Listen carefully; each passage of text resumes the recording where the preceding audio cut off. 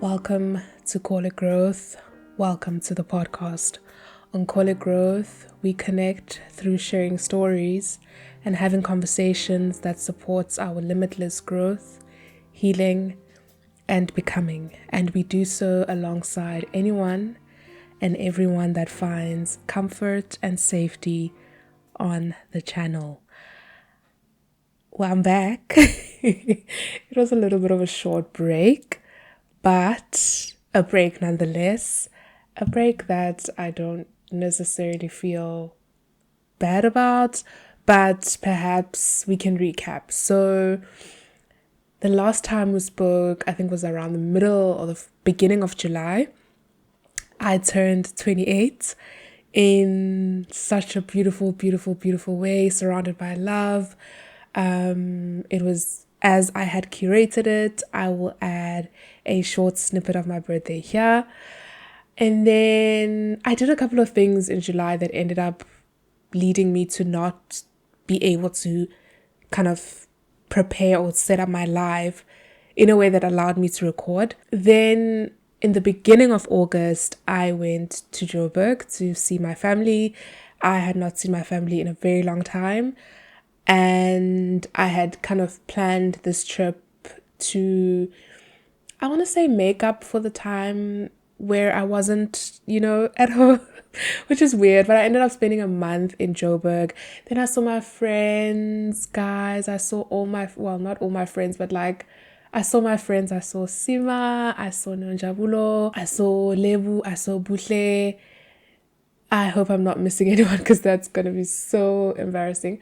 But I saw my friends. It was so nice to be surrounded by girlies doing super girly stuff. I don't know if it's because I haven't been around these people for a while, but there was something about meeting up again that felt like, I don't know, it was so good. It felt super, super, super, super good. And I was also around my family. I was around my family anyway because I was there to see my family. That was also good. A little bit of family dynamics at play. But my sister's kids are kind of what made the highlights of me being at home. My sister's kids are grown, guys. So they are growing, I think the last time I was at home, I don't know, they were so young, so impressionable, so clueless about life. But now you're starting to see a lot of their personalities come out. They are saying things, they are forming opinions. It's so interesting to see, but also it kind of makes me realize how much time I don't spend at home. And then when I come back, everyone's grown, which is fine. I mean, it's part of kind of where I am right now without saying too much about that. And now it's September. I came back around the 2nd of September. The next day was my partner's birthday. I kind of had the week to adjust because I felt also, I don't know, a little bit out of place somewhat because I spent a whole month out of this place. So the first week of September was just adjusting back to Cape Town, figuring out things I needed to do. And then one of those things is obviously coming back and making content. I wanted to make a quick update, but that feels like it was super long. Anyway, we're back and better to an extent. I think I have to make in a separate video talk about taking supplements and essentially, I'm going to make a separate video about this, but I have been on probiotics. I have been on some stress relief, natural supplements. I've been on a lot of stuff, which I feel like is helping me navigate a lot of emotions, especially around this time of the year, a lot of fatigue as well. So better in that sense. And what I would like to talk about today is a conversation I have been putting off because I always felt like there was going to be this perfect time, episode 5, like it's going to, fit directly into a particular episode, but it didn't. And I suppose in in I suppose the conversation itself is really about that, right? Embracing or struggling with the detour. And I particularly want to talk about this because I'm at a point in my life. I feel like I'm always at a point in my life, if I'm being 100% with you. But I'm at a point in my life where it feels like things are stabilizing, but there's also quite a transition that I feel like is looming. And a transition that I, on one part, am actively seeking, but also a transition that on the other part is as a result of things kind of happening the way that things happen, right? And every time around this time of the year, especially September, October, never mind the fatigue and just the exhaustion that comes with this time of the year, it feels like my life always takes a bit of a turn or a shift takes place. At some point, many, many years ago, I had taken a leave of absence around this time. At some point, I was changing jobs. At some points, yeah, there's always something kind of changing.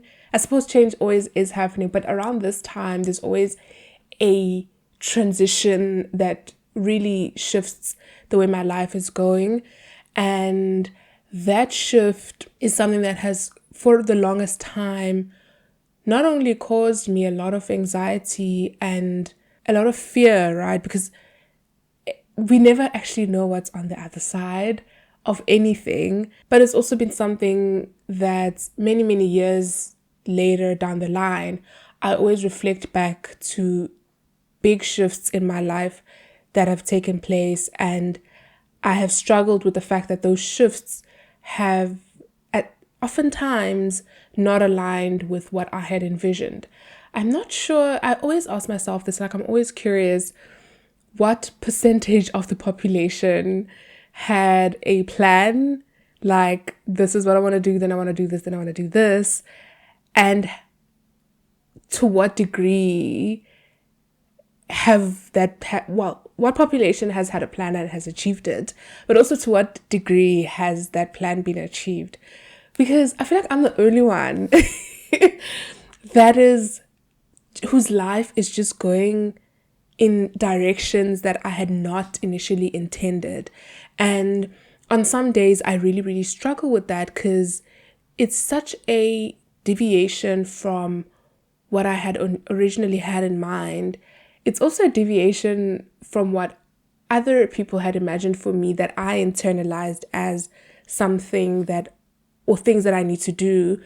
But maybe we'll get to that in a bit. But also, it is something I embrace sometimes because I've also found really, really I've had really, really good experiences in the detour or in the not following the plan of it all, right? I sort of imagine it as, every time I think about this topic and every time I've wanted to talk about it, it's almost like traveling on the road and then you get to an intersection and the one intersection or the one side of it is a side where you kind of have everything imagined, planned out, and there's structure, there is a level of control to the imagination you have. You know what you need to do to get there.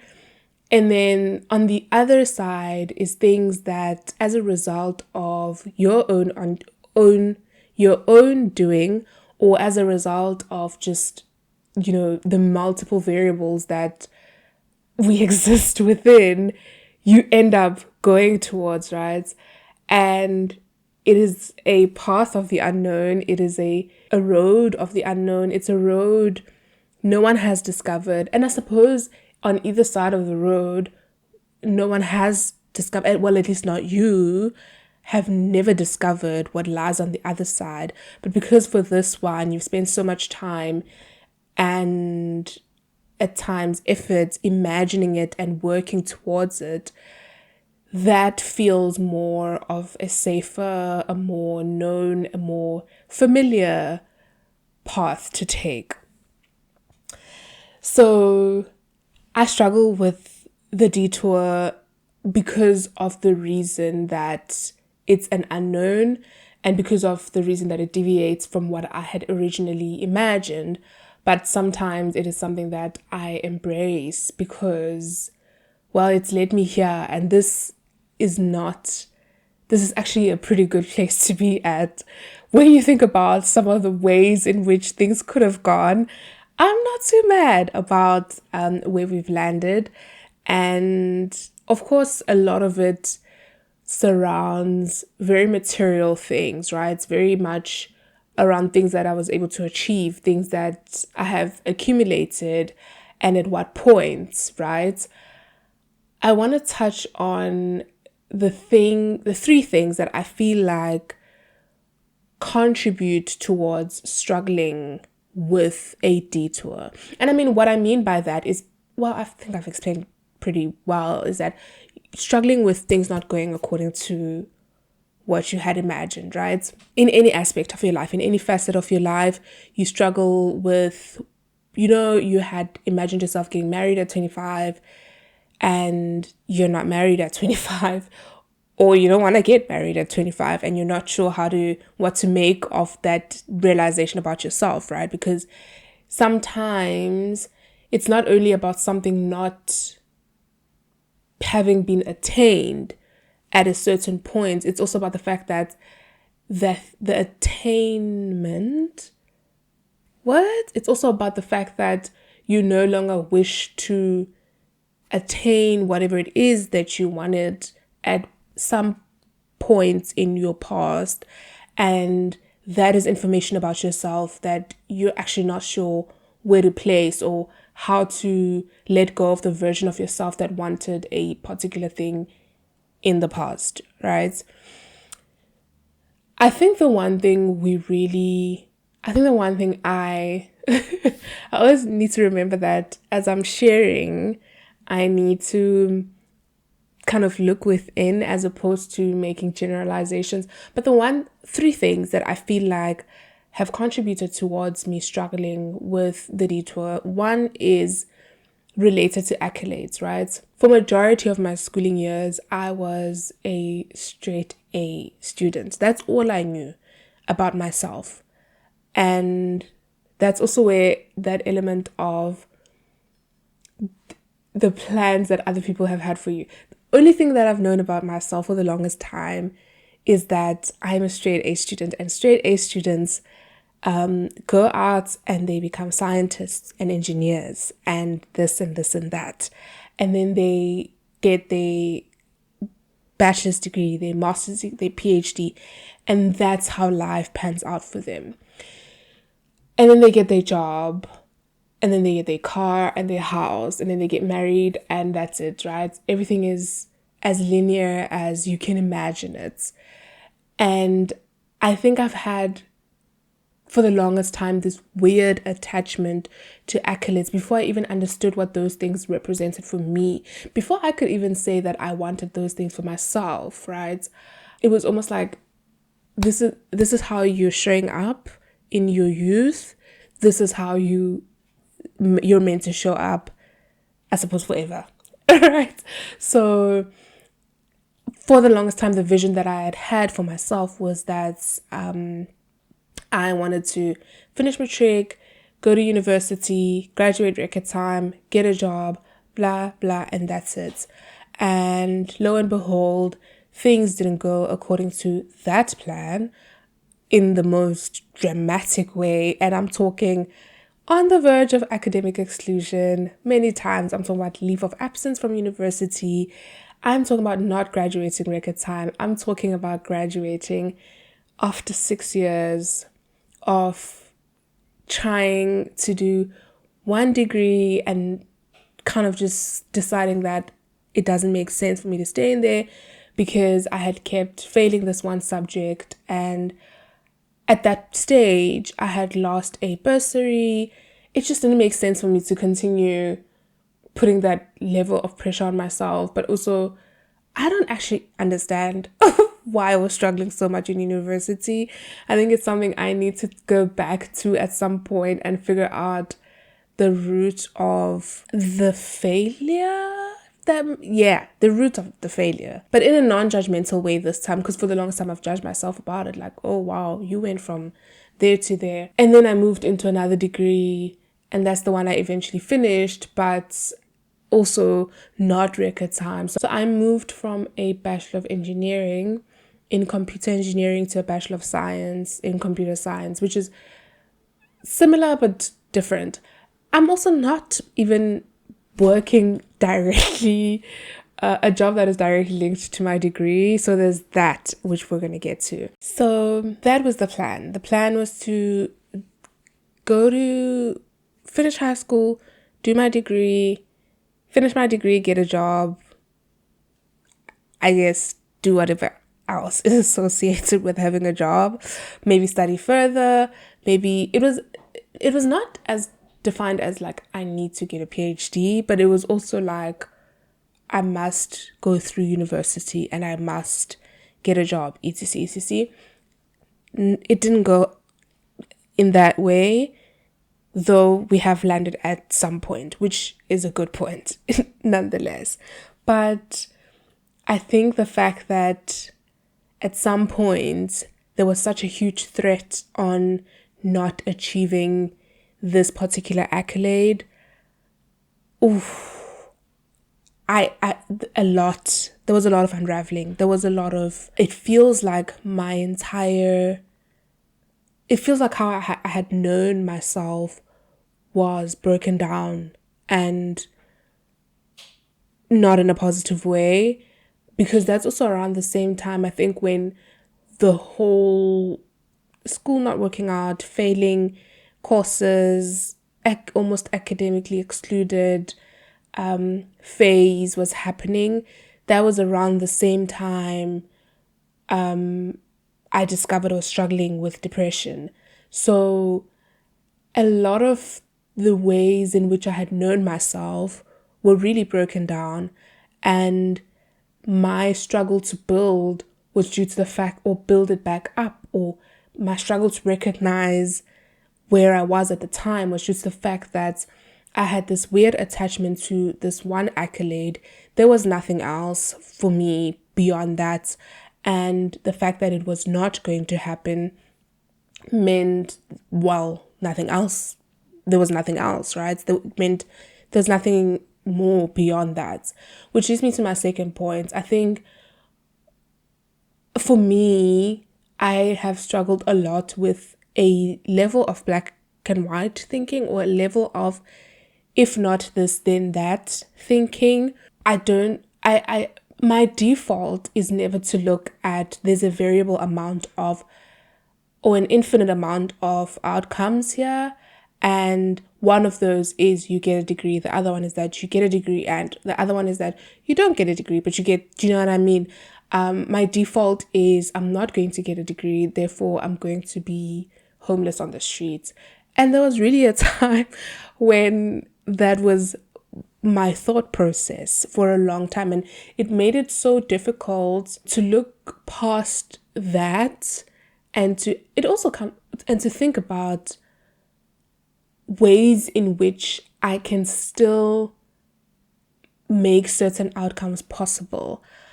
Everything felt like it was out of my control. And I imagine when you, going back to the thinking of being on a road and then you take one route that you had not intended to take, or kind of the car swerves in that route, it feels very much like you have lost control, because none of anything that surrounds you is familiar to you, and therefore you cannot manipulate things that you don't know in your favor.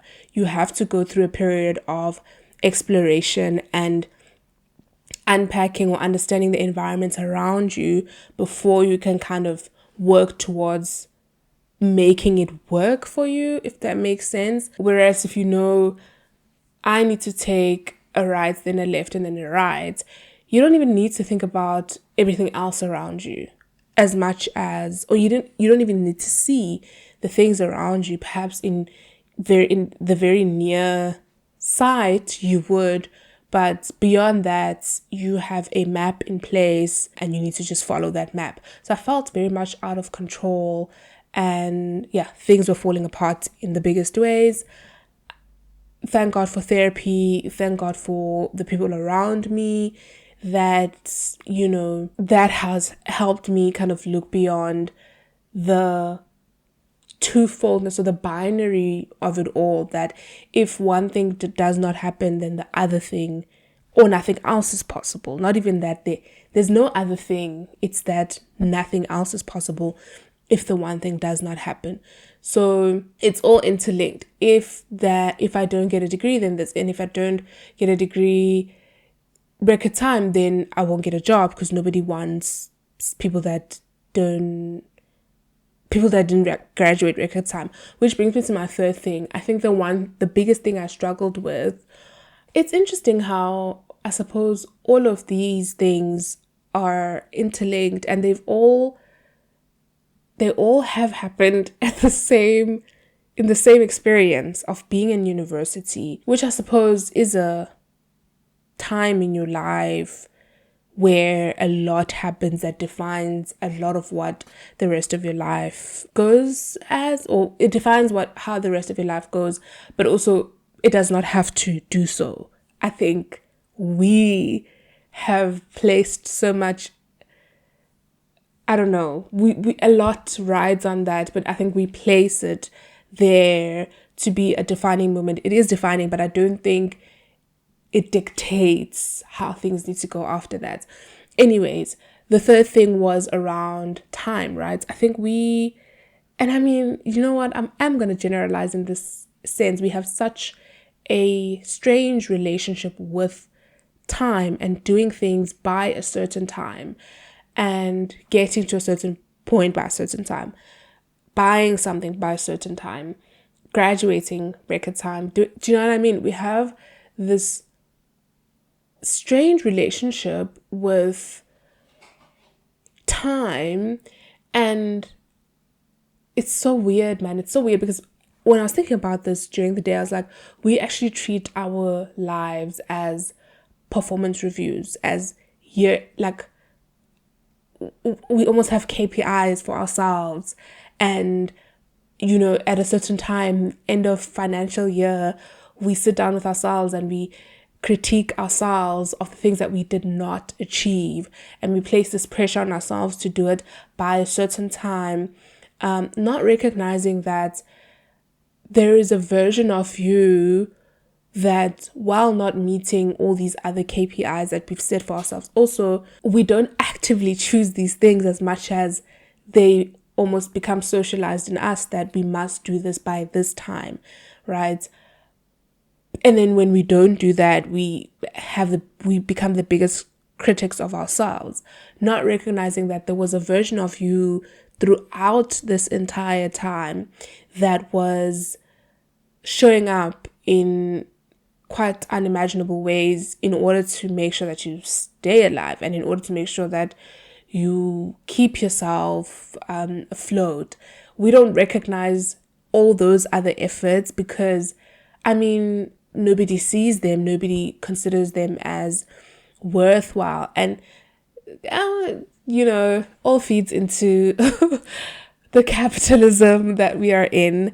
But while doing so, we take away from recognizing that there are multiple versions of us that are possible and that exist, and we're experiencing this particular version at the time, which does not eliminate all these other versions of ourselves, right?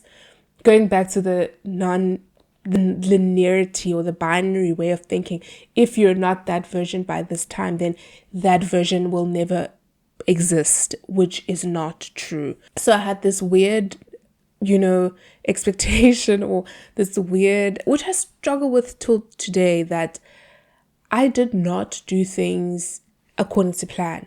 But besides that, I always almost tend to my method of thinking, especially when I'm going through just a weird funk, is I did not do a certain thing by a certain time. I don't have a car, I don't have a house, and I'm 28. And when you think about it, you're like, dude, 28 is actually pretty young. But then there's the element of comparison where you look at everybody else, or well, when you look at the people that you can see, because there's that. We can't see everyone. I have no access to all 28-year-olds or everybody in their 20s. But the ones that I do see have achieved certain things or accolades, and they've done so by a certain time. And to my knowledge, because I'm not living their lives, things have happened for them according to plan. That is something I have convinced myself, and I'm working to actively break away from, because there's so much that we don't know. We don't know that everyone around us has done things according to plan. We don't know what everyone around us is experiencing. We can only assume based off of what we see, but it is never the full truth.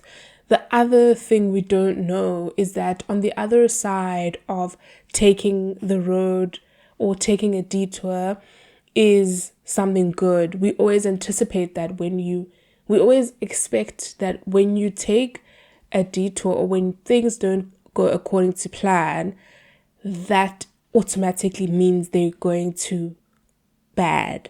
But that's not true. We actually don't know. We also don't know that if you take the linear path or the path that you have set out for yourself, that it will go to good. We don't know that. So, and that's a fact. You never know the outcome of either decision you make. You can only control the decision, but you can never control the outcome. And that's just for anything in life, right? Thinking about where I am regarding the detour of things not going according to plan. So I've highlighted that I still struggle with those things. I still struggle with not having achieved certain things. I still struggle with not having achieved those things at a certain time. I mean, I did end up graduating, but I almost don't celebrate it enough because it didn't happen at a time where I expected it to happen. And I mean, I'm sure one day I will get a car or not, I'll get a house or not. Either outcome should be okay. And what I'm doing lately is training myself to almost believe that either outcome is okay. It does not take away from the person it doesn't take away anything from me, really, except for the things that I've been socialized to believe make up a worthwhile human being or person worthy to exist in society, which is a person with certain accolades, a person with certain things that they have attained. All of that is based on a capitalist way of thinking. It's not based on anything wholesome or holistic, in my opinion. If I were to think about where I am today about the detour, I'm not gonna lie, when I have really bad days, I go back into the thinking of, oh, you didn't get this by this time, or this has not happened for you yet, or this, or like a very negative way of thinking. But the one thing about it all is that in the detour, I have discovered so many amazing things about myself. I have discovered my creative side quite intensely so at that, because in the midst of it all, there was a time, I don't know what was happening, but I suppose while going through the chaos of it all and coming to terms with kind of my mental health issues at the time, I landed on this platform that used art as a way to to be an activist through art.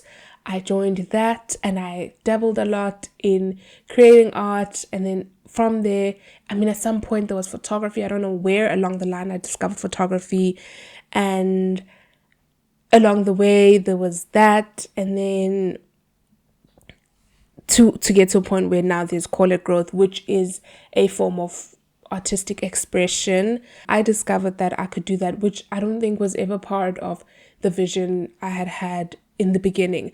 And I think that's also the thing about it, is that you can kind of paint a picture of, what it is you want and how you want it to play out.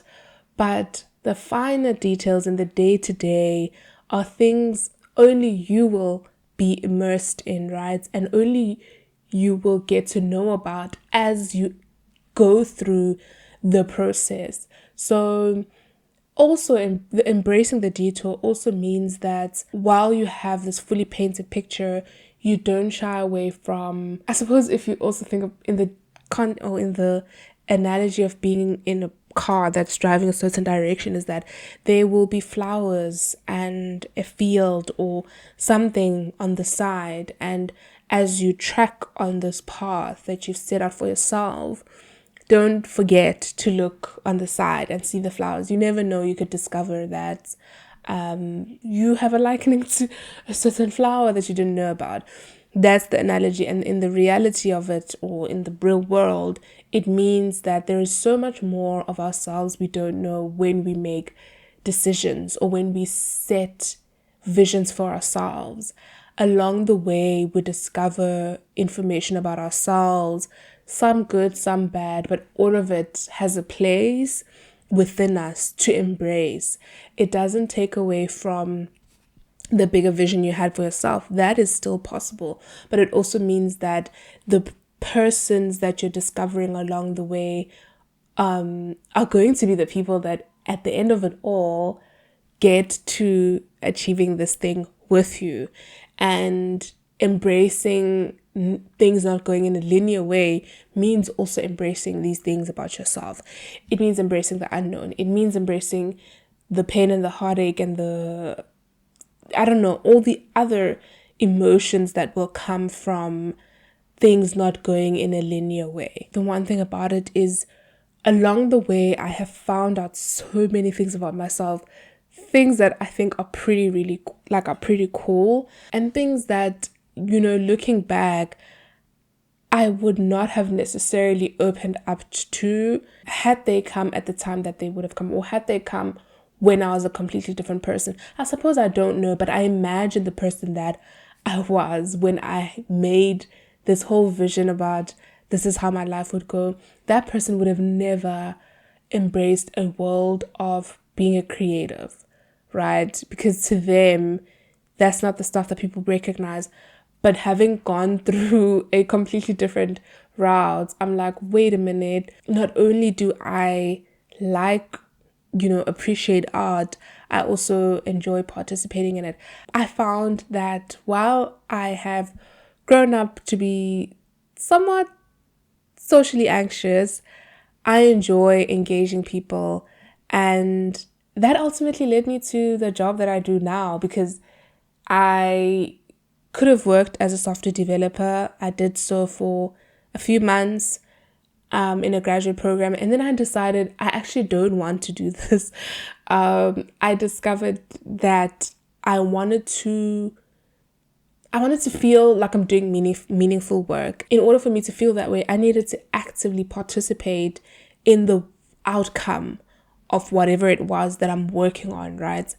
As a developer, I feel like you kind of get whatever it is that you get, and then you just need to build it, and then that's it. I didn't feel like I was defining things in the way that I wanted. I don't know if that makes sense. All this to say, I don't work as a developer anymore.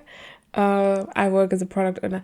And if at some point that changes, I welcome any version of myself that lies ahead. I welcome any version of myself that I did not imagine possible.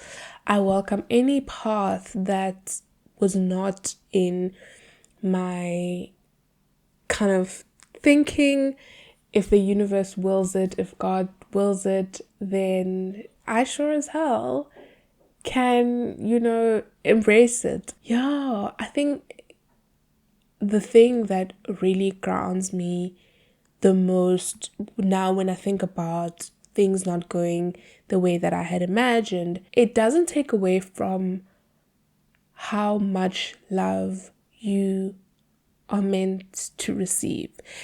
It may take away from how people see you, but your family, in the most part, will love you the same. Your friends, for the most part, will love you the same. They will love you through, well, at least I imagine, at least that's has been my experience, is that even though things didn't go the way I had imagined, even though I don't have the accolades that I had imagined, I feel like the people that love me still love me the same. And for me, it's important to also say, like, you stay, as young as you currently are, right? Because we never know how long we're gonna live.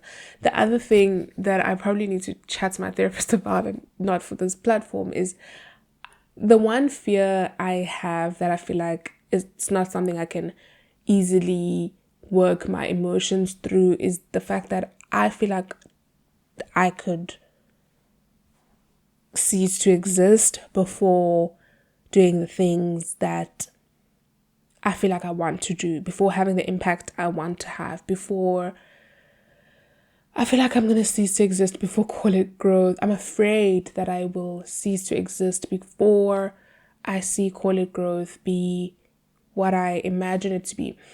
Though, the other perspective to that is that this channel has been seen by a few people, and for me, I need to honor and embrace the fact that those people were called to see the channel, and perhaps those are the only people called to see the channel. So my message, or rather my point around this, is that perhaps my existence is sacred, or perhaps the existence of this channel is sacred, that not everyone, or not like, I don't know, that's another thing we actually don't know. But my thing is, perhaps through the people that I have reached, or through the people that I speak to, or through the people I have met thus far, in the detour, in the not working out of things as expectedness of it all, perhaps that is it, right? That is the purpose, that is the fate, and that all has been fulfilled. And I'm working really hard to let go of the expectation of things working in a particular way where I know I don't have full control. There are multiple variables that contribute to things not working out as we expect. There is the environment around us, there's people, there is the institutions that we exist in that sometimes are built in a way that doesn't support our vision, or built in a way that propels our vision. There is, if you're a religious person, if you're a spiritual person, there is the path that was set for you. And I suppose if you don't believe in anything, I'm not sure, but there is all of those variables at play that leads to things. And then there's you, of course, the active participant in all of these things, but you need to recognize that your participation is up to a certain point, and beyond that, it's all these other variables at play. And so with all these other variables, you don't know. And I suppose in embracing the detour is also embracing that you don't know, and that's okay. And that causes me a lot of anxiety, not knowing, but it's something I can't change, that there are unknowns. I cannot change that there are things that I cannot control. And the work I suppose I'm committing to do, or the work that is set out for me, is to work towards embracing the unknowns and embracing uncertainty, and being okay with not knowing why, which is tough. I am going to pause this episode here. If you've gotten this far, let me know what you think.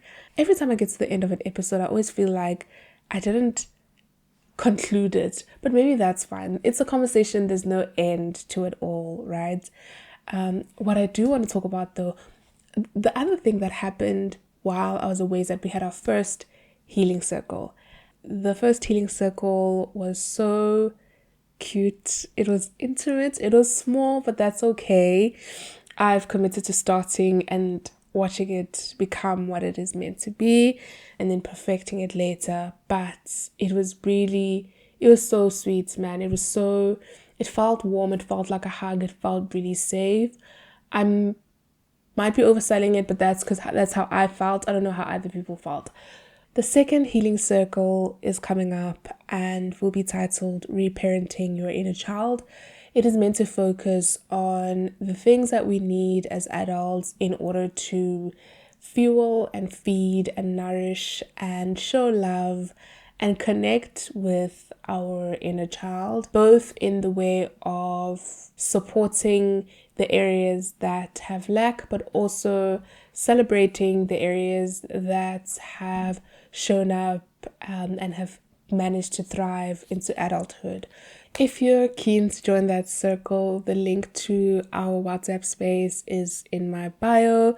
Please follow that, join us, and remember, this is a safe space. You need to show up in ways that support safety for others as well. And I look forward to having you there. And that's the episode. I hope you liked it. Let me know what you think, and I will see you in the next episode. I'm so glad to be back, and yeah, excited for what lies ahead. Okay, thanks, bye.